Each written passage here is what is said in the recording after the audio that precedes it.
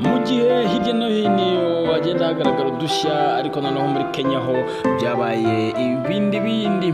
Muri Kenya haravugwa yuko ngo amaganga y'inkwavu yabaye imari ishakishwa n'abakiri benshi, kandi bayishaka ari nyinshi ku buryo byatumye igiciro cyayo kizamuka kikagera ku mashiringi 1000 kuri litiro imwe. Ni ukuvuga ngo asanga ibihumbi 10 by'amafaranga y'u Rwanda. Ni ngo litiro y'amaganga iragura amafaranga 10,000 by'amanyarwanda. Mu gihe ikiro cy'inyama z'inkwavu cyo kitageza ku mashiringi byibuze na 500. Uko kuzamuka cyane kw'ibiciro by'amaganga n'inkwavu, ese ushobora kwibaza ngo biraterwa n'iki? Yes, icyo usabwa ni ukora subscribe kuri iyi channel yawe Turatsinze wawe, ubundi tukaza tukakwereka uko byihagaze.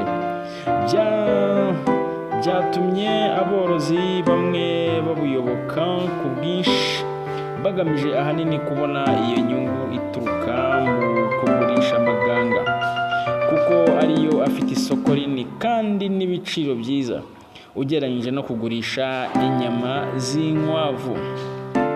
Nubwo hari aborozi benshi bayobotse ubworozi bw'inkwavu gusa, ndetse bibumbira no mu makoperative y'aborozi b'inkwavu bita Labaka, bavuga ko ikibazo cy'ibura ry'inkwavu muri Kenya gikomeye cyane inkwavu zo kubaga, ku buryo amabagiro abaga inkwavu byarangiye akora inshuro imwe mu cyumweru gusa.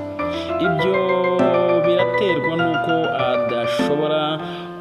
adashobora kubona inkwavu abaga buri munsi nk'uko bisanzwe bigenda ku yandi matungo, bitewe n'uko bamwe mu bafite inkwavu banga kuzigurisha, kuzibaga n'ibindi, ahubwo bagahitamo kugurisha amaganga yazo kuko abazanira inyungu kurushaho.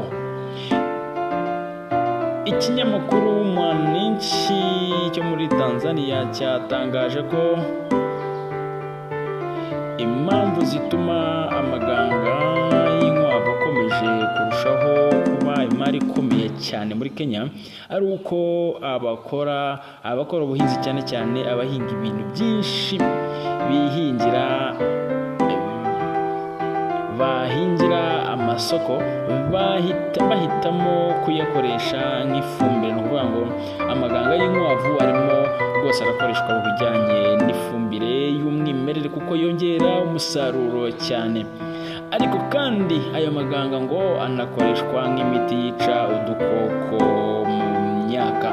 Ngaya nguko rero uko isi igenda itera imbere, nako tugenda tubyaza umusaruro bimwe na bimwe mu byo twakwita nk'aho bidafite agaciro.